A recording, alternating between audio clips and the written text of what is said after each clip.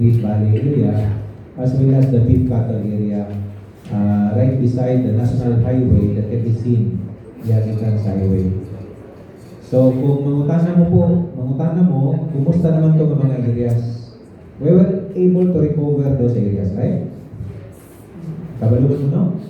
In the beef cattle project area, we were able to recover the total 25 hectares. So muna, limpyo na nakatanaw. Limpyo, then we tilled again the area. Nagkapuliki mo yung trabaho tungkol kay daghan kayong mga bakag, daghan kayong mga buslot, kaya gahin mo sila o mga singalan na ni, tabay-tabay. Yung pati siguro CR, ayun na sa So, there were times na nagulasot ato mga trabante, ato pong mga livestock cattle na disgrasya ng mobile. But if you can see, we are now cultivating the entire area. We are propagating bagong mga sagot for our products, lalo nun sa baka. And then in the Green Valley area, which also includes the Musdol, right beside the Mac Avenue, Mac Mindanao Agricultural College Avenue. Nadia, gitawag ng Musdol, which consists of approximately 13 hectares, then plus other areas, for a total of almost 130 hectares, 130. So that's why the 130, the plus 130 in the Green Valley area plus Musdol, plus the 25 hectares in the beef cattle project, muna ang total na 155 hectares, which we subjected in a case that we filed at the NCTC Marabag Pangantukan Kalilangan in 2024 for a forcible entry case that eventually was elevated at the level of the regional trial court. Nakadaog sa NCTC si CMU, nakadaog po siya balik dito sa regional trial court. And that's why the request for the issuance of the writ of demolition of the illegally constructed shanties and other structures were were granted by the court. So, nabalik, na-relocate. Kung mangutana mo, kumusta ang mga areas na na-recovered? So, we have the 25 hectares beef cattle area project, and then the 130 hectares commercial rice, rice seeds, and other projects of the RGMO. So, natay mga resource persons diri nga pwede mo tubag later. But as part of the official statement of the university, I will read to you this one. Central Mindanao University affirms its lawful and exclusive possessory rights over its land reservation established under Presidential Proclamation 476 issued on January 16, 1958. Through this proclamation, the Republic of the Philippines reserved approximately 3,080 hectares of public land for the university's educational, research, extension, and development purposes, withdrawing the area from disposition and dedicating it to the service of the present and future generations of Filipinos. For decades, the university's rights over these lands have been consistently recognized by the courts. Number one, in CMU versus the Department of Agrarian Reform Adjudication Board.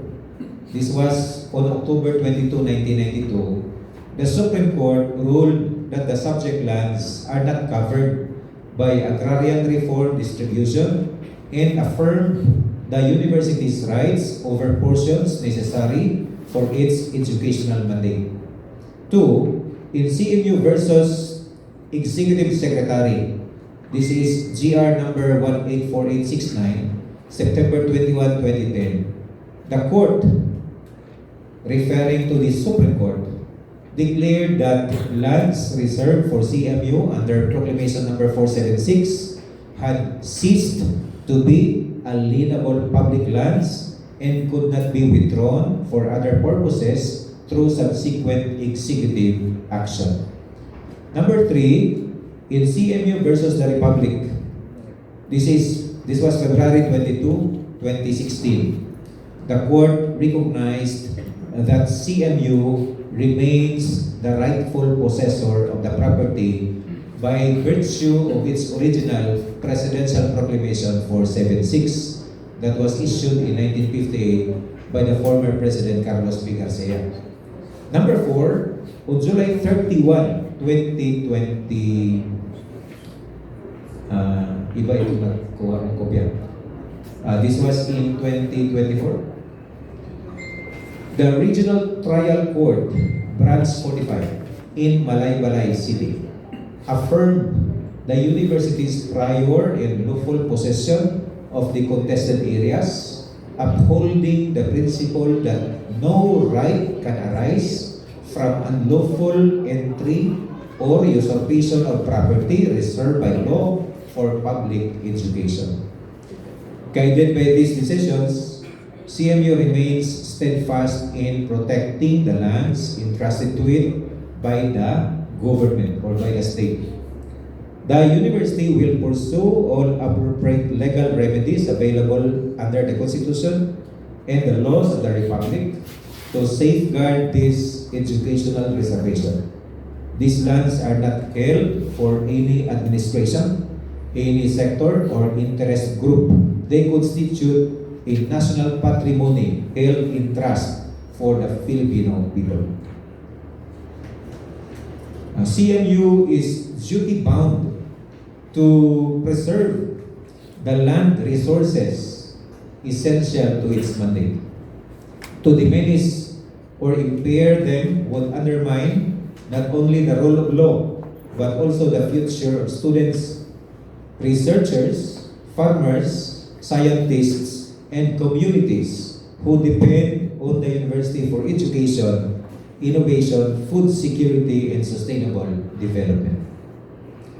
The university reaffirms its commitment to due process and the peaceful resolution of concerns in coordination with the relevant government agencies. CMU will continue to uphold judicial decisions, will continue to uphold the rule of law, protect the integrity of PP 476, and ensure that the lands reserved for learning, research, and public service remain dedicated for those purposes for generations to come. I believe you were given a portfolio of our documents and you can probably follow, but I will not be reading all of them. Anyway, you have copies of this. And prior to coming to this meeting, you have already some ideas. No?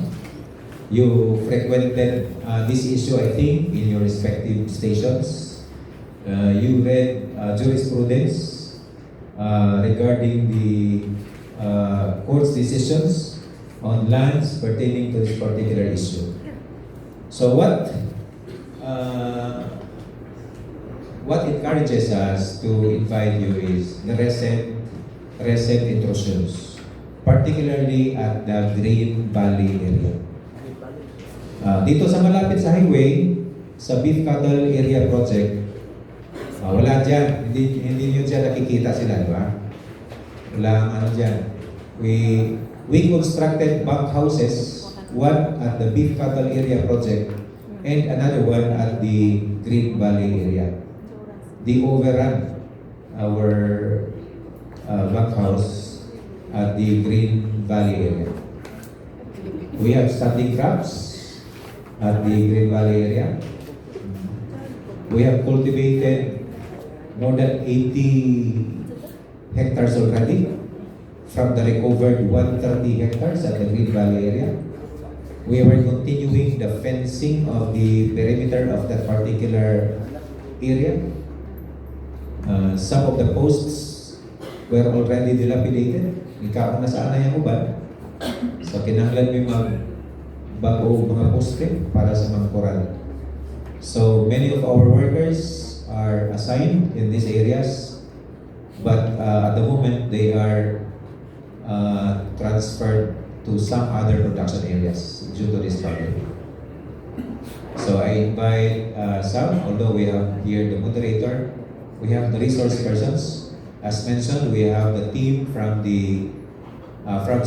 We have the Vice President for Resource Generation. We have the Vice President for Administration.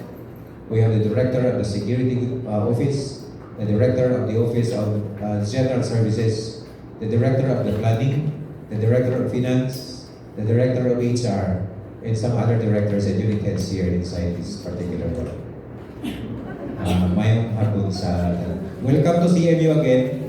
I know interesado po mo cover sa uban ng mga activities. Again, let me say this again that today we are starting our pre-commencement exercises. We are done with the College of Nursing this morning. This afternoon, it is the schedule for the College of Human Ecology, where parents can march together with their students, their children on the stage. Pagkabot sa Biyernes, wala na yung marcha-marcha. Diretso na, may istorya si invited speaker, and then the candidates for graduation tawagon by college or by program, tindog lang sila. And then, i-confirm na dayon sila for their graduation. Oath-taking na dayon sila sa ilang pagka-membro sa Alumni Association and oath-taking to their alma mater, loyalty to their alma mater. That's it. That will be on Friday. So kung gusto mo nga namoy mga pagumangkon, mga anak, mga apo, so karon ang panahon nga makapasok padulong sa stage from today up to Thursday. Depende sa college. May hapon sa kanila. Thank you so much, Sir Loy. At this point, we now proceed to the press conference proper. Ladies and men, please help me welcome our moderator this afternoon from the Philippine Information Agency Bukidnon, Ms. Ruby Yunora R. Banistoy. Ma'am Ruby, the floor is yours. Thank you, Ms. Eileen. So, may hapon sa tanan. On behalf of CMU, KDP, Bukidnon Press Club, and Philippine Information Agency, I warmly welcome our media partners, our university officials, headed by Doc Ibalien, representatives from concerned government agencies, stakeholders, and our guests joining us today. So thank you for taking time to attend this press conference. This forum also is an opportunity for the university to clarify issues, explain ang ongoing actions, and respond to questions from the media in the interest of transparency and public understanding. Okay. Thank you, Doc, for recognizing the role of media sa pag-disseminate sa information o sa community development. So, for our house rules, we encourage everyone to maintain a comfortable atmosphere throughout the discussion. So, we ask members of the media to allow speakers to finish these statements before raising questions. So, we also request that questions remain lang yun mag-dwell lang kanang relevant sa kining land problem nga issue. So, at this point, it is my honor to acknowledge our university officials. Naghatag naman o opening statement, backgrounder si Doc Bali o si Sir Noy. So, ang naa sa head table. So, let's get started with the open forum. First question is from Radyo Lampunas, DXRS Tata. Salamat. Mayong hapon sa tanan, labi sa atong CMU President Sir Dodoy. As mentioned sa atong CMU President kaganina, I would like to ask questions nga sa atong private legal counsel.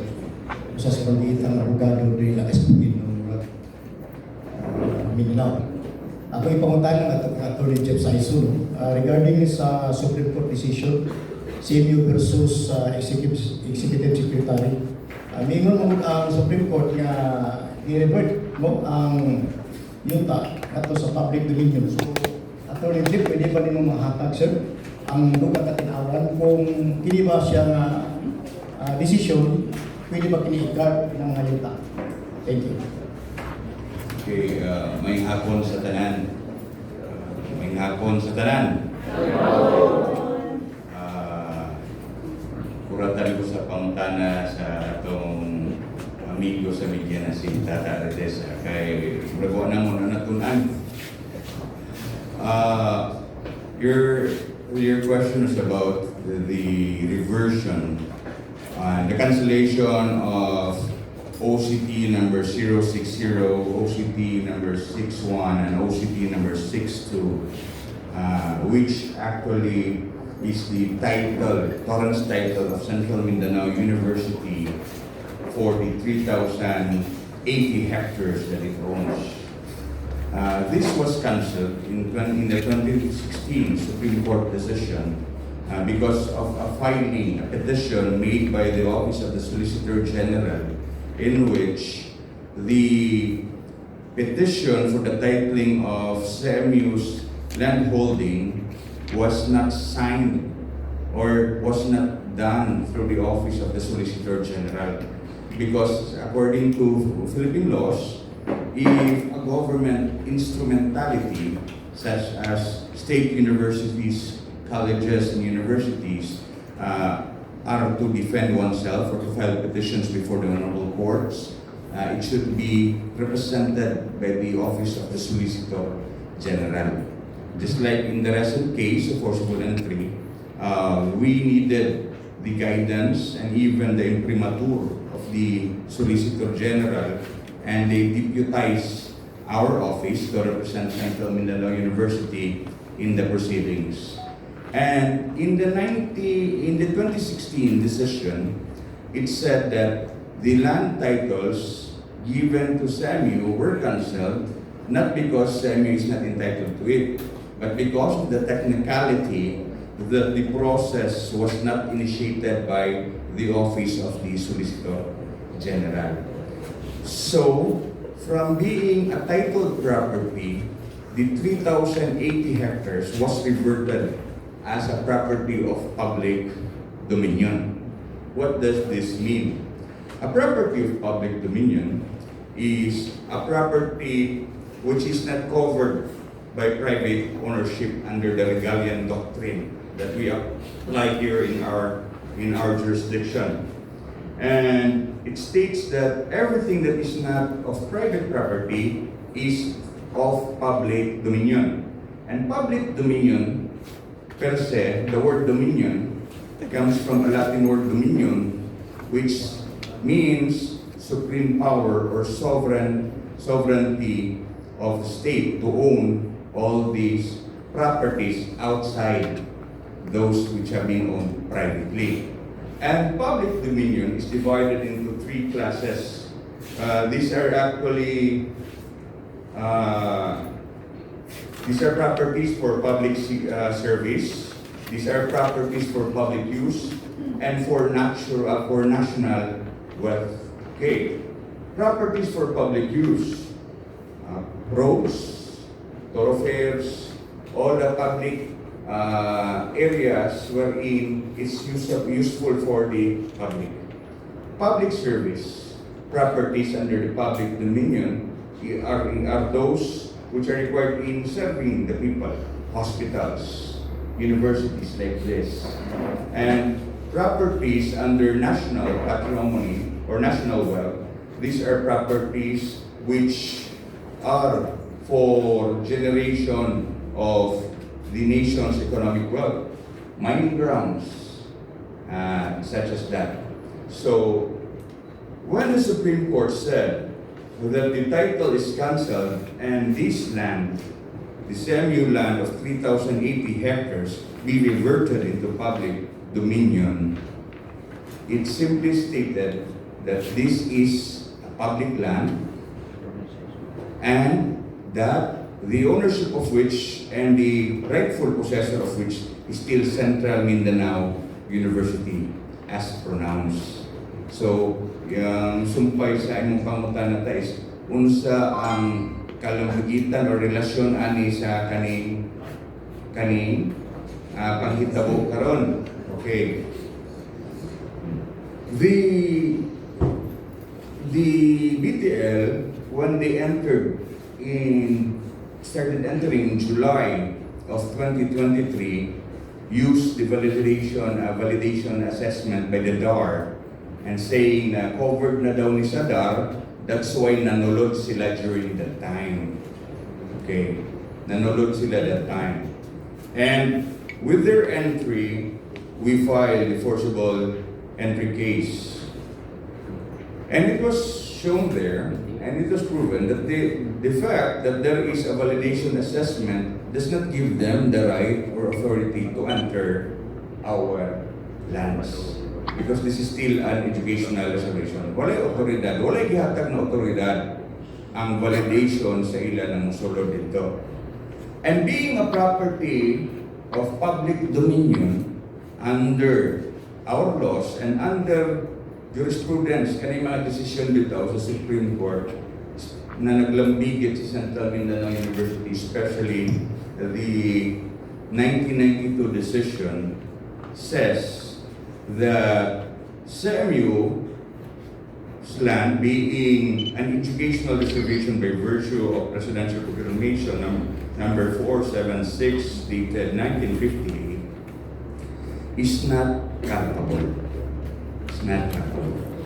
Any property of public dominion is not culpable unless it is first declared as alienable and disposable.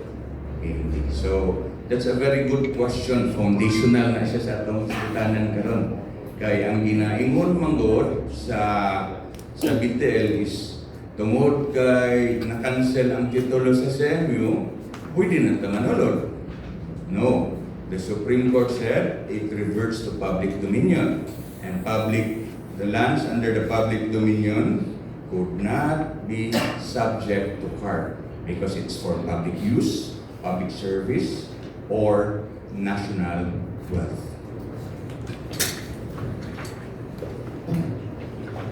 Okay, Brooks? salamat. Just a quick region. Is that a follow-up?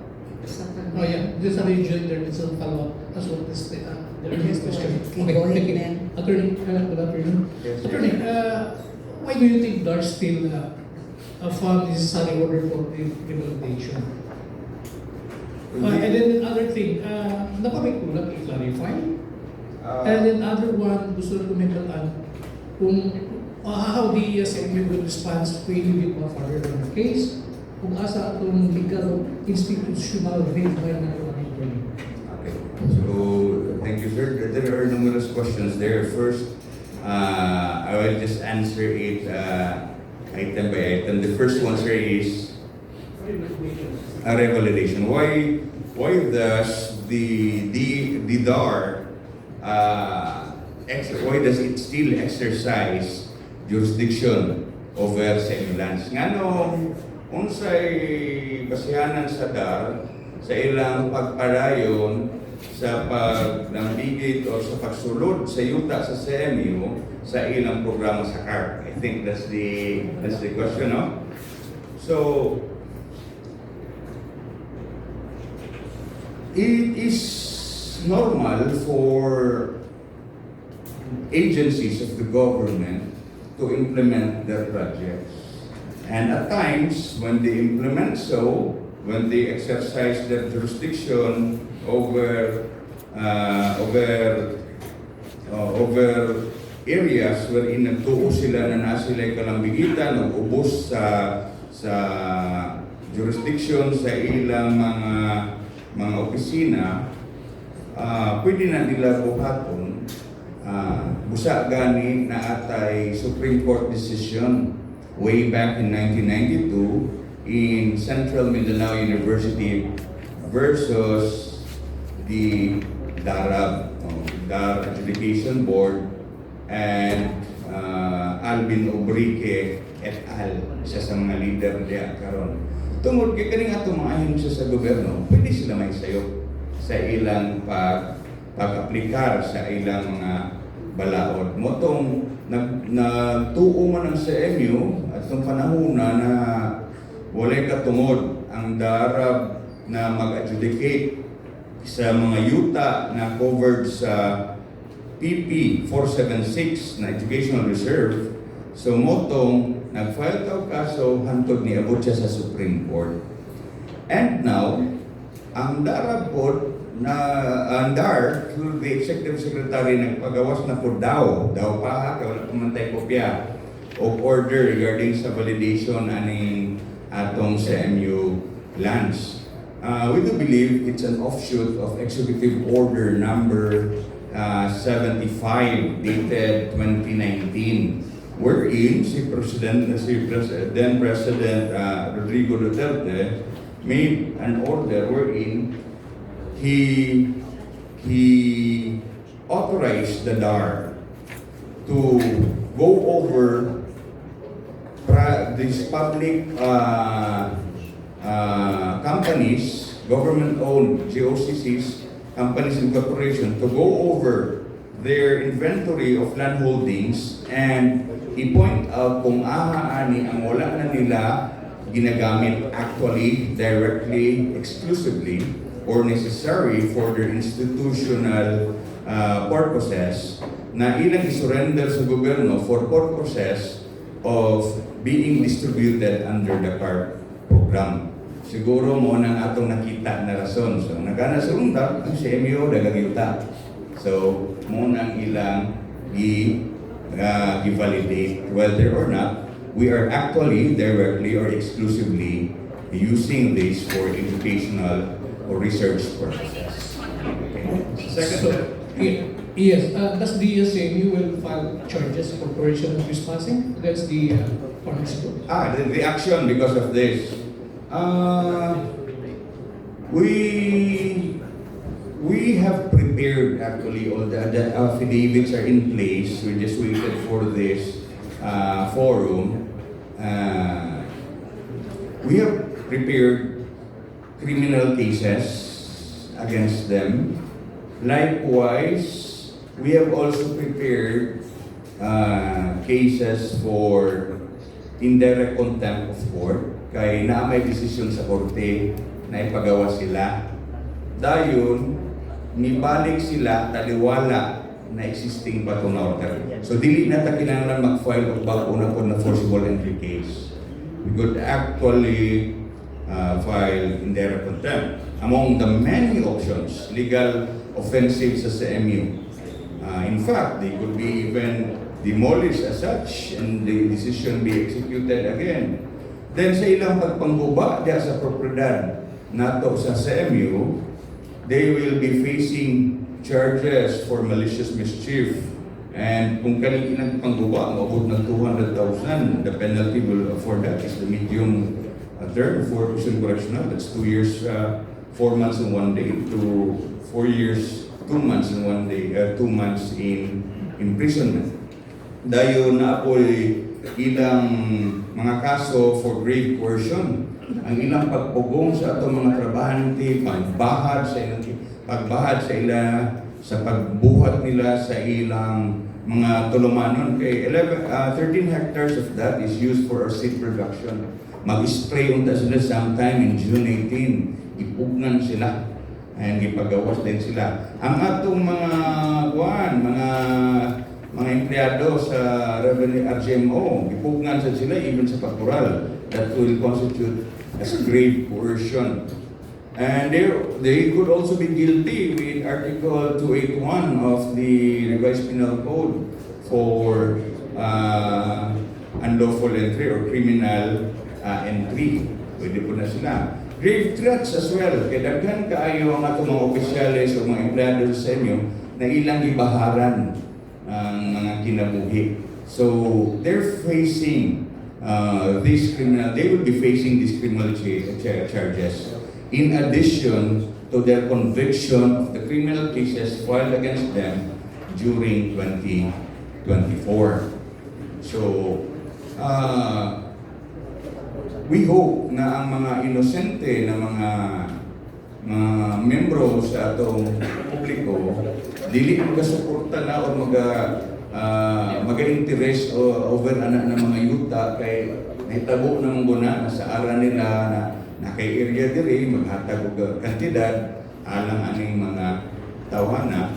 So we're dissuading you because they don't have any ownership nor title over this property. Neither does any order from the DAR give authority, though nor revert the use of this land into alienable, disposable for purposes of agrarian reform.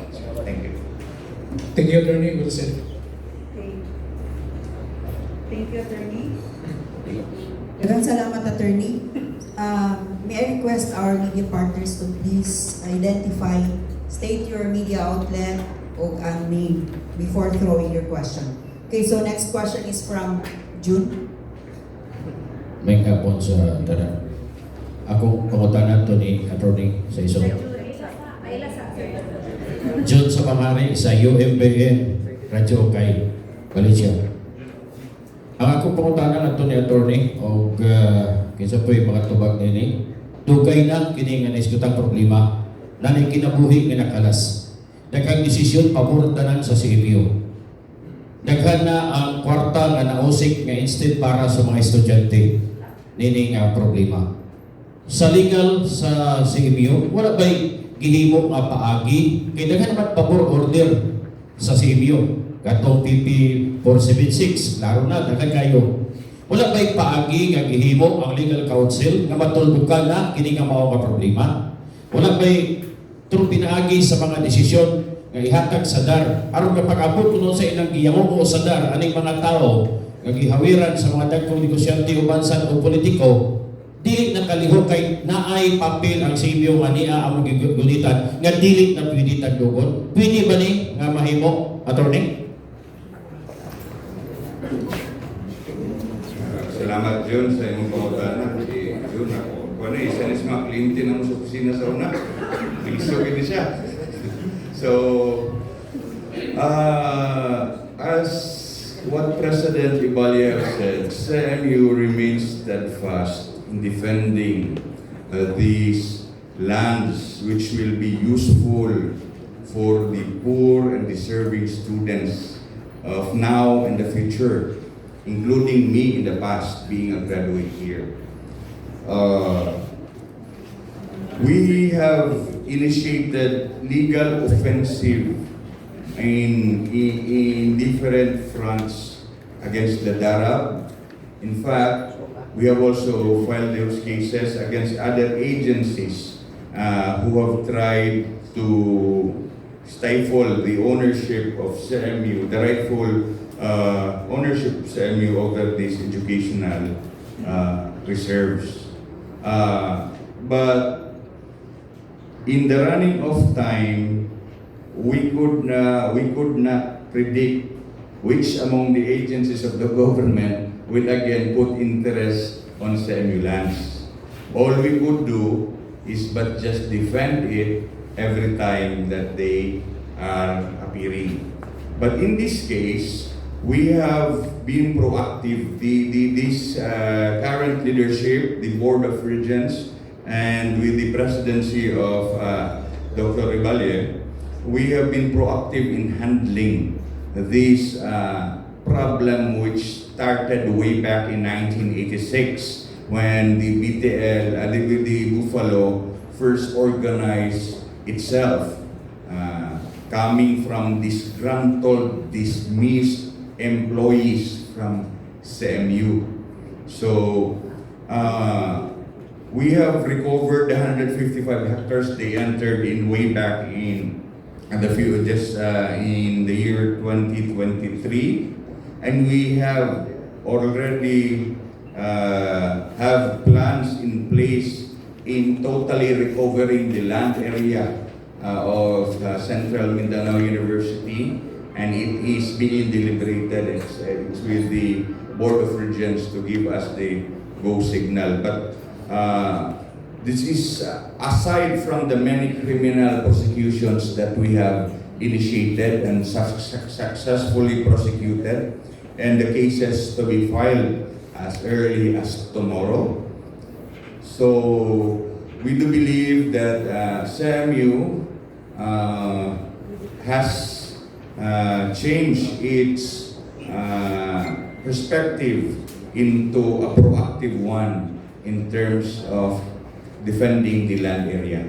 We will likewise get clarifications with the proper bodies and proper authorities if we get a copy of the said order. As of now, we don't have an official copy of the order coming from Secretary Estrella.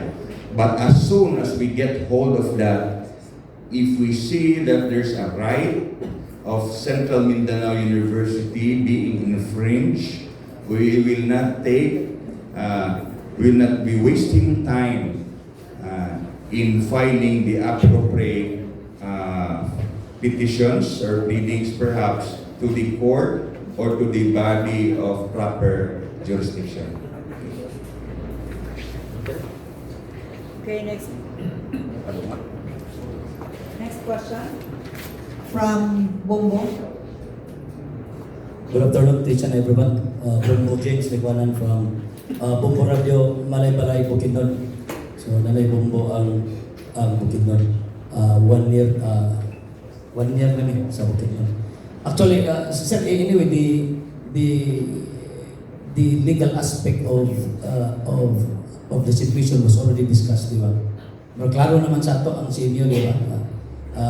With you and with the president, you mentioned several jurisprudence and decisions from quasi-judicial government agencies. Okay, but sir, ako lang kay sa una mag-discuss kaya pa rin ako when I was in Cagayan de Oro. So, and last intrusion, before I discuss the issue, I made some investigations. In fact, I went to the field and I found out. I hope that I am correct, and especially the other media outlets in Bukidnon. Ito ko nga na po yung information nila. One of the things that I found out based on my initial investigation, the PPL was composed of several, I don't know, sector. May Ilonggo, may Ilocano, and some are coming from other places. And the worst that I discovered is they have lawyers. Okay, so meaning, kung sa criminal pa siya, this is quietly an organized criminal syndicate, di ba? Abot ko si tawag nila yung tamang ko. I have no idea. So meaning, if you have lawyers, if you are organized, somebody is backing up. So Maybe your question, politicians sir? or maybe businessmen. Ang imong pangutana. So, sir, do you have any discoveries about kinsay gapaloyo ani? Politicians, businessmen, para mahuman ng issue kay, di ba, we are struggling this kind of issue for several years ago, di ba? So, imposible magwalay politiko ni Bukidnon o businessman gapaloyo. So, do you have any idea kinsa ni sila? Kinsay backer, sir? Politiko ba, businessman ba, o katubag sa flood control ba? Yeah. Para maklaro na ito, lasang sektor ba? Yeah. Maski i-whole of nation approach ni sir na kini ko nagugyapo ng mga loopholes, even congressmen, senators, mga accused, sila po kagrado po na sila abogado sir. So kung sa lugar ka ng syndicate yapon. Anyway, wala may magkuan, that's not our primary concern kung sa ilang backer. Kasi mga backers nila, we know that they have political supporters and they have some supporters from the communities. Ang amo lang is ang iyaang right ni Central Mindanao University to continue to function its core mandates, instruction, research, extension as well as production. Sa mga ginagmay ng mga colleges o universities, tuluran na ilang mandato. Pinakadako ang mandato is instruction and then supporting actors na rin si research o si extension.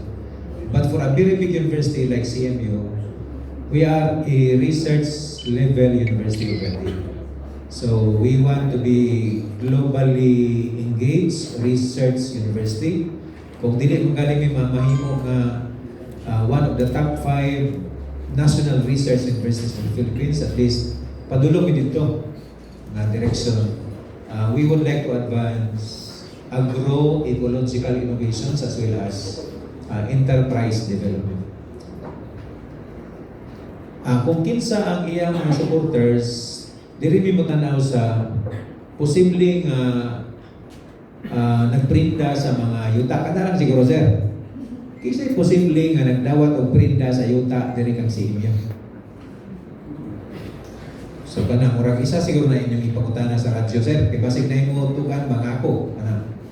Kinsa ang nakadawat o printa sa prinda-prinda system diha sa mga yuta nga naahisugod diri sa PP 476. In our case, we were able to get some photocopies. Muna yung isa sa kuandang i-scrutinize.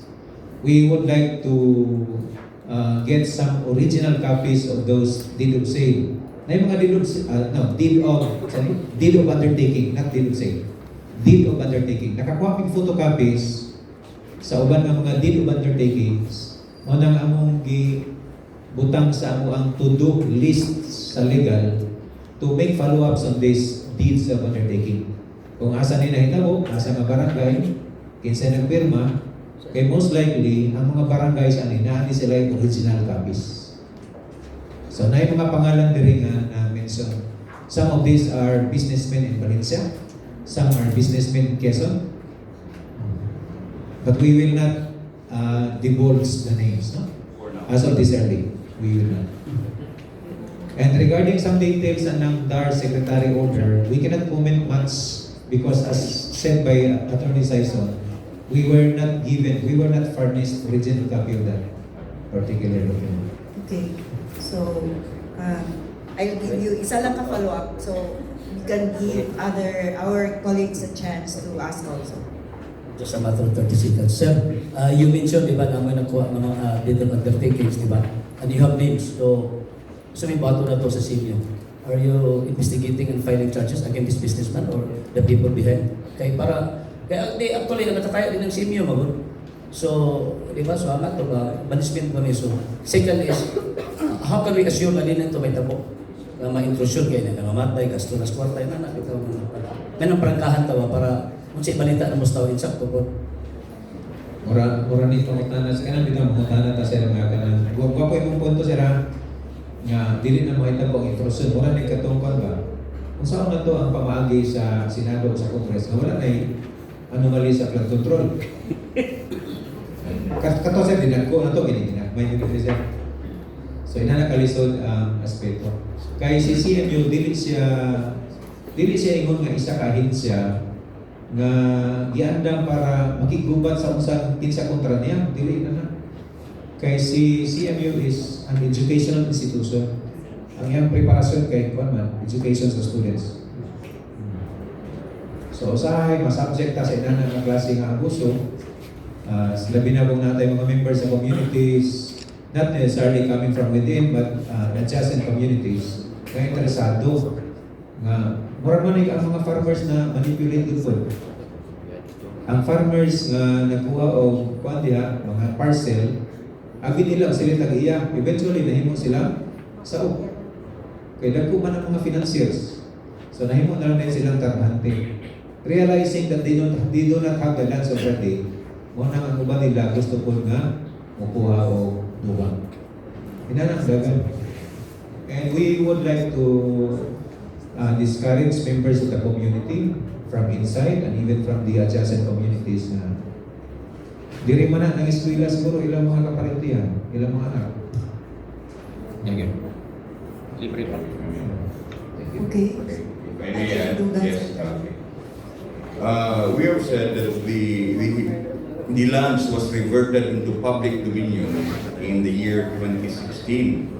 What are the characteristics of a land under public dominion? Number one, it is not alienable. Dili pwede ibaligya, dili pwede iprinda sa third parties. It is not also susceptible for prescription. Dili tungod kay nadugay na kadiha, manag-iya ka anak sa pag-abot sa panahon. It is not subject to prescription. It is not also attachable. Dili na nimo siya pwede ipang bayad sa imong mga atraso or i-attach nimo kung kailan kag kaso na posible nimo na mahimong pangtubag sa imong mga kabilinggan na pinansyal. And the reversion power, mahimo lang ni siyang susceptible for titling for agrarian reform if there is a law by Congress declaring it na dili na siya under public dominion or another executive order for that matter, of which in fact na ay proclamation in the time of President Gloria Marcos mo atong 2010 na kaso niya sa Supreme Court. Nag-ingon ang nakanayon ang Supreme Court na dili na pwede usbon bisan pa presidente pa ang nag-proclaim, dili na pwede usbon ang nature ani na yuta because it has been sealed and final under Presidential Proclamation 476. So, unsay may tabo aning mga tao na naglambigit ana mga prinda diha, we're going to file charges of estafa against them. And part of the importance of forums like this wherein CMU will discuss the factual antecedents and realities regarding our case is the role of media to educate the public of the importance of knowing the truth on matters and likewise sending this truth to the air and to the public so that everyone will be dissuaded in any prospective attempt of owning any property within Semulans. That will not happen so long as the court exists. Thank you. Okay, thank you, Attorney. Next question is from Mark.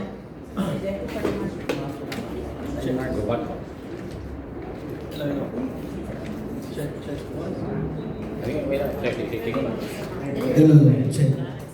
1, 2, 3. Hello, Doc, Attorney. May nga po, Mark Gawalo from RMN Malaybalay. I just wanted to make sure nga you mentioned earlier nga wala gyud kopya ang CMU kaning gina dusok karon nga department order, agrarian reform order accordingly from nga ginahuptan sa BTL.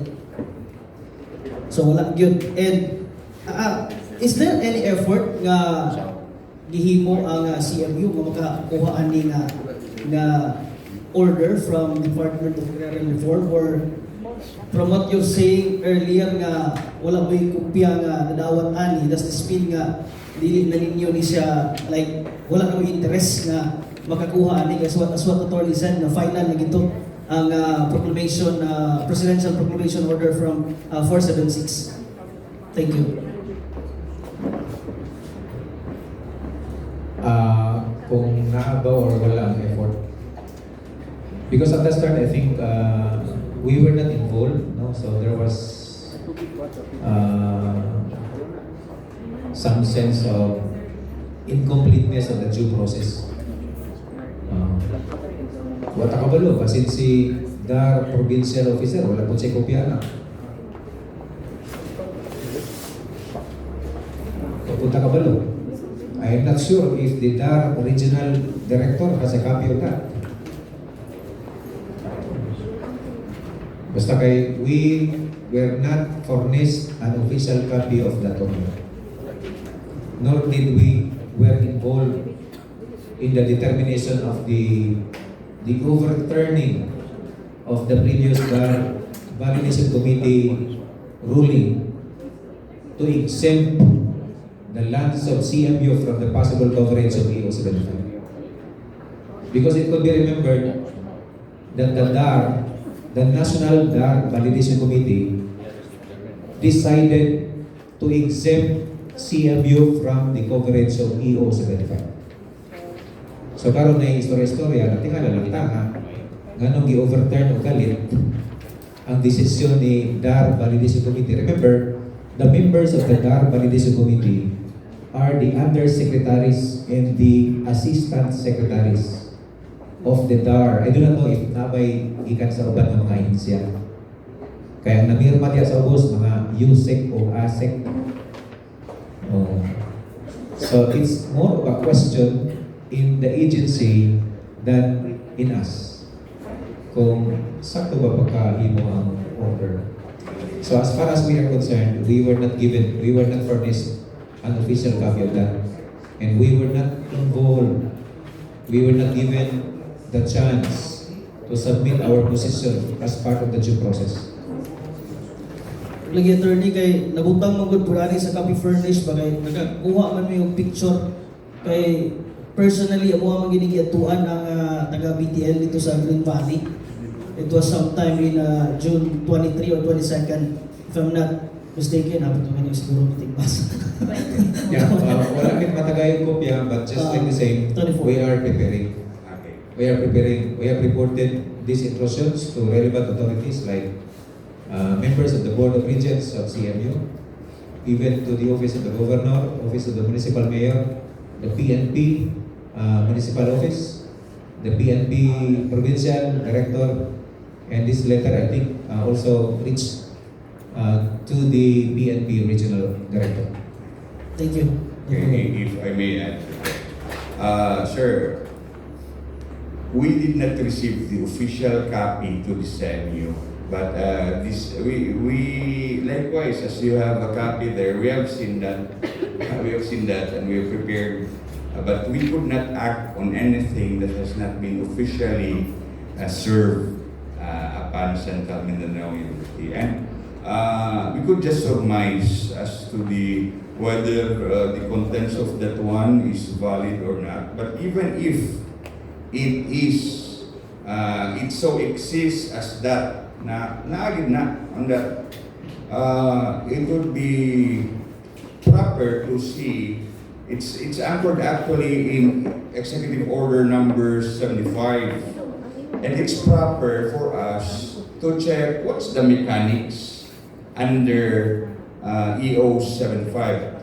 Section 1 of EO 75 reads, acquisition of government-owned agricultural lands, subject to the limitations and conditions provided under applicable laws, rules, and issuances. The DAR shall acquire all lands devoted to or suitable for agriculture, which are owned by the departments, bureaus, offices, and instrumentalities of the government, and which are no longer actually, directly, and exclusively used or necessary for the purpose for which they have been reserved or acquired for the purpose of eventual distribution to qualified beneficiaries. Section 2, identification of government-owned agricultural lands.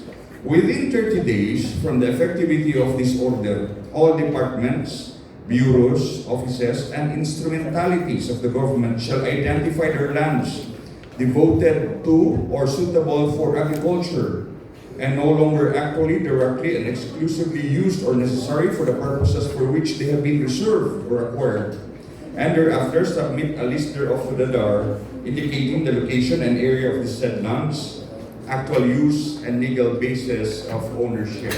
So even in the very executive order wherein the BTL is basing their rights, it's very clear that it's actually the government agency, instrumentality, or office who declare within 30 days from the effectivity of the 2019 law that they have land, agricultural lands, which are not anymore actually directly, exclusively used or necessary for our purposes.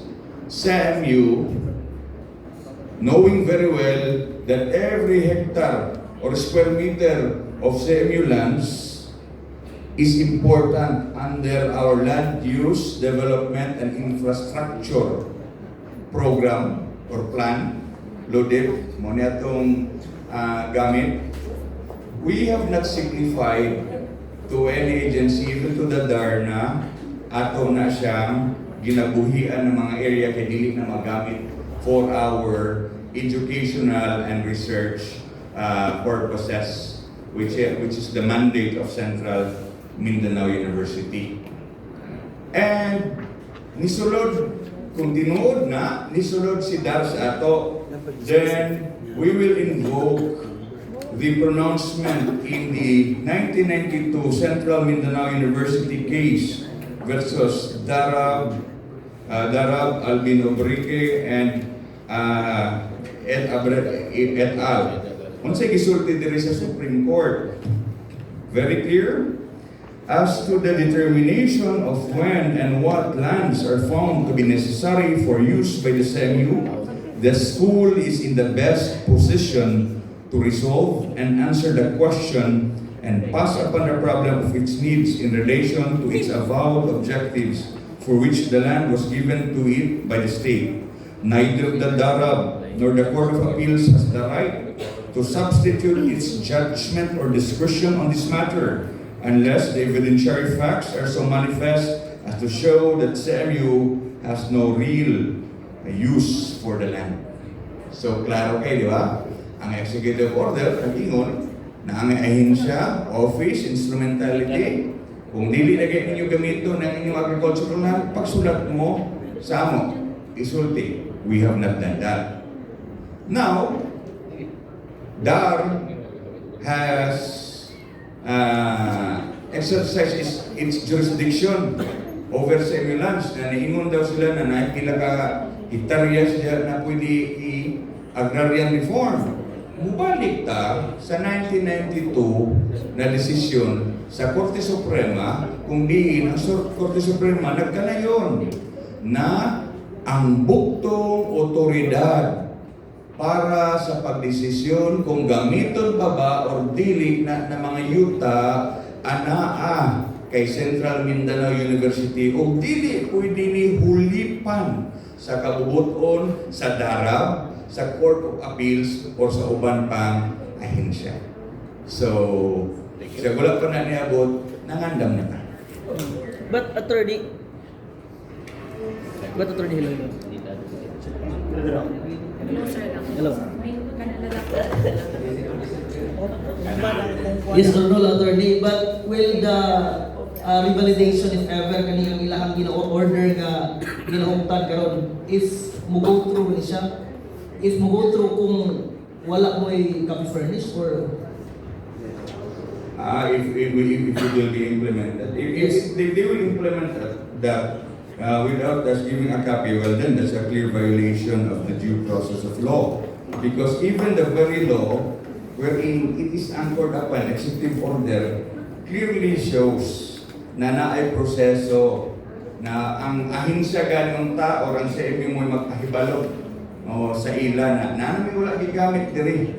But if they do so, we have so many legal options for that. Pwede na to na ipatiyar o ipa-injunction. Pero mo gini ka matuuran ha, especially for the public that are prospective buyers or investors in CMU lands. Una, if that order is indeed existing and true, we are going to question that before the courts because it is contrary to the very provisions of Executive Order 75. Secondly, it has been pronounced by no less than the Supreme Court of the Philippines that CMU is the proper authority to determine whether or not these parcel of lands are still useful or not for its institutional purposes. Thirdly, the reversion of the property as in the 2016 ruling that it is a property of public opinion is not susceptible for agrarian reform because agrarian reform can only be had in alienable and disposable lands. Then, if they push through, we are going to tell them that each area has long been earmarked and part of our land use, development, and infrastructure plan. And it is all, we have also vast evidentiary portfolio that those areas are needed for our research, for our income generation, for educational purposes. Lastly, kung musulod pa gid sila, these people who are there could not be any more qualified as beneficiaries under the CARD program because under Section 73 of Republic Act 6657 or the Comprehensive Agrarian Reform law, and likewise even in Republic Act 9700 or the Comprehensive Agrarian Reform Program Extension and Reform, CARPER Act, in Section 24 thereof, it says, persons guilty of forcible entry are disqualified from becoming agrarian reform beneficiaries. So, murag, tulo ka buo, buntod ang sagubangon nila in order to get this from CMU and ga-wheelchair na sila kaya nga igo naman is mga kaso before. So saon na lang na. It's close to impossible. Thank you. Thank you, Attorney. Okay, as we end our session, this press conference, we can accommodate 3 more questions. Next question is from GR. Good afternoon, Attorney and President and Vice. Ako to nangutanan sa KBP Interaction Vice. Salamat kayo na ihatagan ka kung hindi kayo sa karon ang proper venue. Ang ako lang pangutana sumana sa desisyon sa Supreme Court niadto October 22, 1992 Attorney na CMU versus Darab.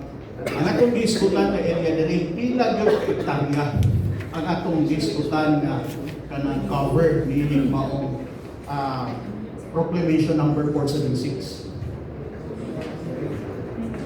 Okay, ang total hectarage sa land ni CMU sa PP 476 na nasa 3,401. 3,401. That was in 1958. When CMU started processing its application for titling, nanukat pa na sa 1960s ang processing. There were several cadastral proceedings, surveys, proceedings. Kaya na may mga adverse claimants at that time. Na may mga claimants sa sulod. So katong mga claimants, nga mga legitimate claimants sa sulod, nga napiktuhan, itagaan sila o total of 320 hectares. 3 to 1 hectares. That's why pagabot sa 1974-1975, ang natituluhan ni CMU was only 3,080. Huwag man ang nabilin. From the 3,400 minus 321 hectares, nabili na lang 3,080. Huwag na ang itituluhan ni CMU in 1975. O niya, sa 1992 nga court ruling ni Supreme Court, dito gi-emphasize nga ang yuta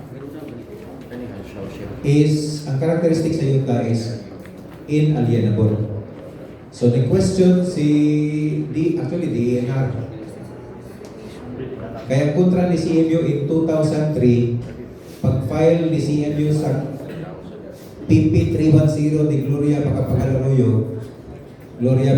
Arroyo, Executive Secretary, DENR, so nagkala kontra. So ningon dito nga, natituluhan man lagi ni CMU kung inalienable man kani. So eventually in 2016, na-cancel ang titles. Tungod sa karakteristik sa yuta nga inalienable. Dili siya patitulan bisigit sa private man o kami, government institution kami. Pero just the same, dili mo makatitulo mo ingon sa Supreme Court. However, CMU will remain as the rightful possessor of the property by virtue of its original PP 476. So, ang nahitabo, mas lingkod pa noon si PP 476 kontra sa titulo. Inanaguan. Even the lawyers coming from the office of the Solicitor General, muna ang ilahang line of thinking. At that time, OSG was the lawyer of the Executive Secretary. We were forced to hire private lawyers. At that time, di daw kang private lawyers, ano? Di daw si CMU. Rocos Rodriguez na lawyer, Rodriguez Casilak, and other lawyers in that particular firm. Okay, sa kapalo. Wala na kayo. Next Nagkan pa kayo question. mga na. From Radyo Comando, identify. May hapon, Chicas Tuera, Radyo Comando, sir.